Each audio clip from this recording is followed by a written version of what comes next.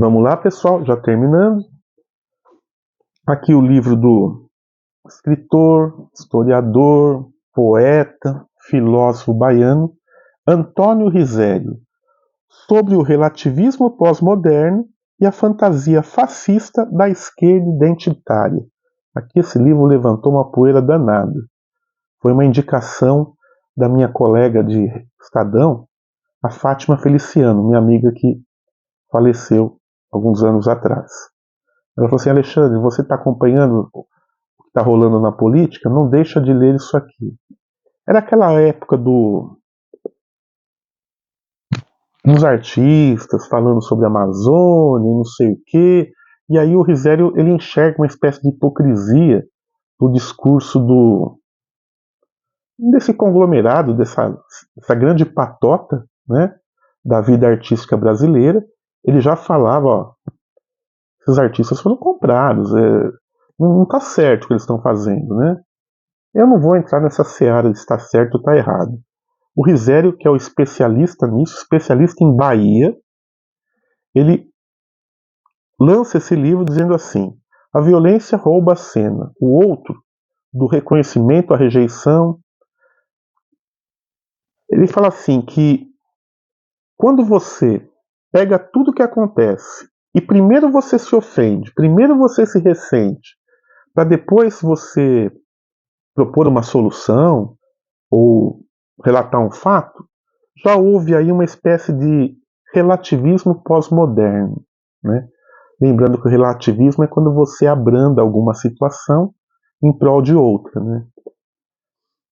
Tem muito o que falar. O Risério é um cara super conhecido na academia, e por que não na literatura e nos estudos da cultura baiana, né? Esse livro pode desagradar os mais sensíveis, porque vão enxergar nisso uma espécie de bandeira pró-direita. Não é nada disso. É apenas uma crítica à hipocrisia de alguns. E, para terminar, 2 livros que falam sobre arte. Esse aqui é uma surpresa. Eu recomendo para quem gosta de quadros, de pintura, de artes plásticas, o livro Isso é Arte? Do autor Will Gompertz. Will Gompertz, ele é um estudioso da chamada arte moderna. Ele foi editor de artes da BBC, escreveu no Times, no Guardian em inglês, jornal The Guardian, e ele lança esse livro tentando explicar os 150 anos da arte moderna, do impressionismo até hoje. E você abre o livro, você já é surpreendido com um negócio lindo, cara, que é o quê? Olha que legal. Uma espécie de mapa mental, se é que a gente pode chamar assim, um atlas, sei lá o que é isso, de todos os estilos literários, uma espécie de ramificação da arte, né? E como tem escolas, hein? Meu Deus do céu. Olha, tem a Bauhaus, tem o construtivismo, o cubismo, pós-impressionismo, pós-modernismo, o minimalismo, e dentro desses que eu citei, outros braços e outras ramificações. Ou seja, um show do estudo das artes plásticas mundiais dos últimos 150 anos. Vai da pop art até a arte do século XXI. Muito interessante. Fotos bonitas. E aqui a gente tem, ó, que você vai aprender que a arte conceitual não é uma bobagem. Que Picasso é um gênio, mas Cézanne talvez seja melhor. Que Pollock não era um picareta. Que não há cubos no cubismo.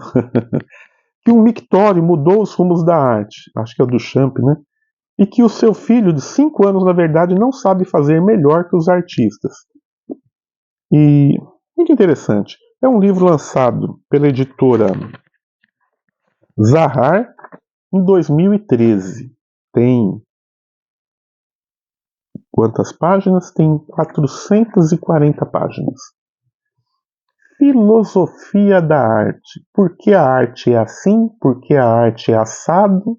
O que há por trás de alguns modismos, de algumas escolas artísticas? Por que elas surgiram? Por que elas se desfizeram? Qual era o contexto da época? E o que deixou de legado para as novas gerações ou as gerações futuras, né? Será que o Salvador Dalí tem importância hoje? Fica a pergunta, né? E aqui, por fim, o último livro, era o que tinha na caixa, o livro do Lourenço Mami, O que Resta? Arte e Crítica de Arte. O que resta? Lourenço Mami é um pensador, um filósofo italiano, ficou radicado no Brasil durante algum tempo, e reuniu pela primeira vez uma amostra representativa da sua produção, mais de 380 páginas de crítica de arte. Olha as fotos que bonito. Ele envereda para pintura, escultura, um pouco de arquitetura, e ele vai falando sobre o porquê das coisas. E não sei você, mas eu não entendo muito do porquê das coisas, porque infelizmente a minha geração, eu estou hoje com quase 60 anos de idade, a geração fruto do regime militar, vamos dizer assim, né? Eu tinha 10 anos de idade em 1975, ou seja, quando a ditadura estava pujante, né? Assim, estava forte, né? Pujante. Só tinha as grandes aulas de geografia, mas as aulas de educação artística deixavam muito a desejar. Era um ficar pintando coisinha, fazendo trabalhos manuais. Faltou explicar para a gente o que era arte e as divisões e subdivisões da arte, né? Na faculdade você jamais vai aprender isso, você aprende outras coisas, que eu não posso falar aqui. E a história da arte, os grandes artistas, o porquê das coisas, quem quer aprender tem que correr atrás, né? Aqui o Mami, ele fala muito sobre pintores e artistas brasileiros, ele cita aqui o Valtércio Caldas, o Nuno Ramos, o Wesley Duque Lee, a Iberê Camargo e vários outros, né? O Paulo Pasta. É um livro sobre história, crítica de arte e filosofia da arte, vamos dizer assim. O que resta? Editora Companhia das Letras, lançado no ano de 2012. Eu lembro que eu trabalhei na Folha e tinha uma colega minha, a Rose, pessoa muito, muito bacana, muito culta também, por que não? Mas ela era jovem, que nem eu, assim, né? Ela falou assim pra mim, você conhece o Lourenço Mami? Eu falei, não. Ela ficou assim, ela fez aquela cara de decepção, porque ela queria que eu falasse conheço, pra sair uma conversa. Eu falei, não, não conheço. Aliás, não, até bom tempo atrás eu nem sabia quem era, vou ser sincero, né? Conhecia o nome, eu achava que tinha a ver com teatro na minha cabeça, né? E aí a gente poderia ter travado um diálogo, mas não travou, né? Eu lembro que nos jornais que eu trabalhei, a crítica de arte sempre ficou meio em segundo plano, pelo menos as artes plásticas, né?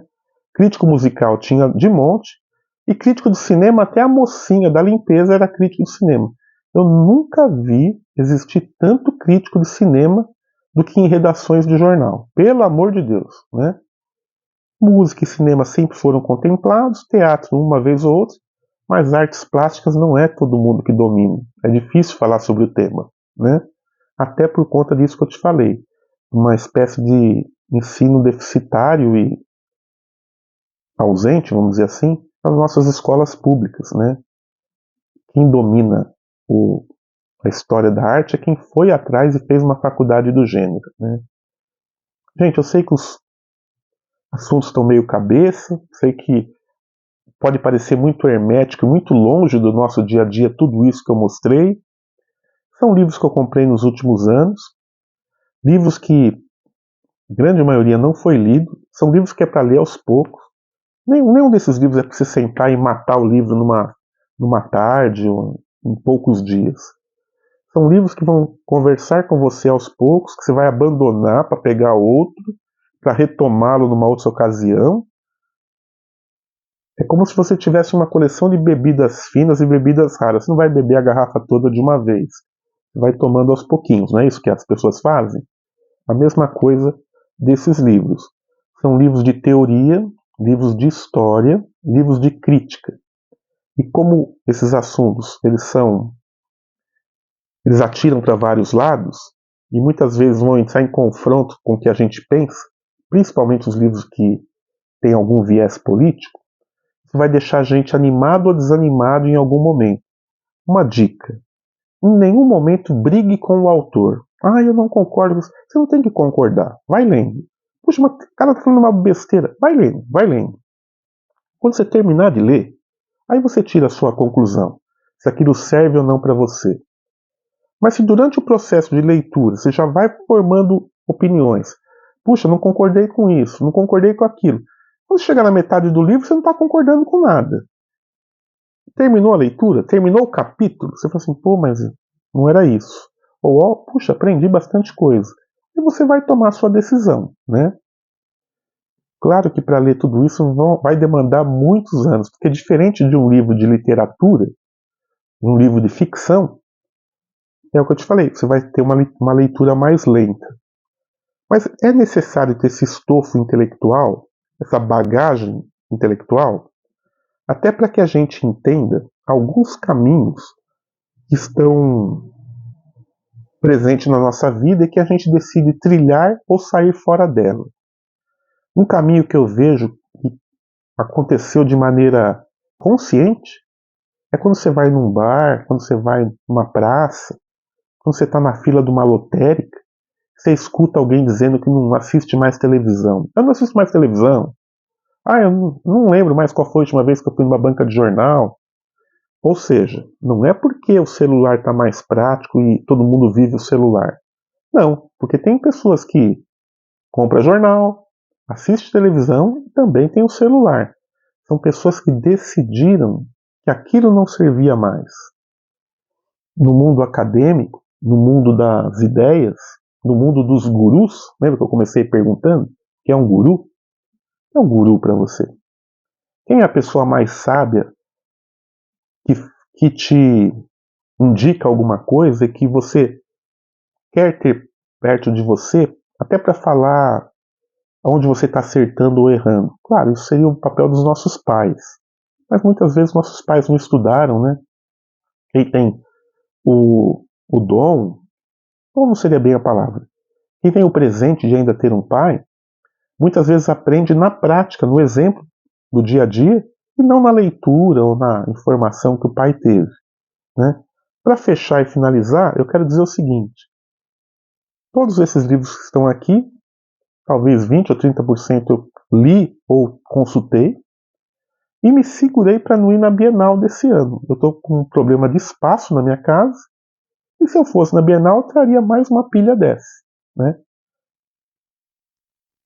Para não parecer muito arrogante, eu diria que hoje em dia eu estou mais interessado em não ficção do que em literatura propriamente dita. A gente chega a um ponto que a gente sabe o que é bom ou ruim e também entende dos hypes, né? A gente sabe quando estão bombando muito um certo autor e você percebe que não é nada disso. Daí que é interessante muitas vezes a gente assistir as youtubers, as meninas que falam sobre livros, né? Lá você vê nitidamente a gangorra do gosto, né? A tal da anatomia da crítica que o Northrop Frye fala, né? Por que que os hypes nascem, morrem e o que há por trás disso, né? Vamos pensar nisso, né? Você está muito ansioso para ler alguma coisa? E por quê? De onde vem essa ansiedade? Você adiou a compra de um livro porque ele estava muito caro? Ah, você não lê e-book, né? Eu também não. A gente não gosta, né, de ler. A gente gosta do celular, mas não gosta de ler pela tela do celular. Pois é. Essas dicotomias, essas incoerências é que deixa essa vida intelectual, essa nossa formação como leitor mais interessante, mais importante. Sei que falei muita coisa, muitas vezes talvez não tenha falado muita coisa que tenha a ver uma com a outra.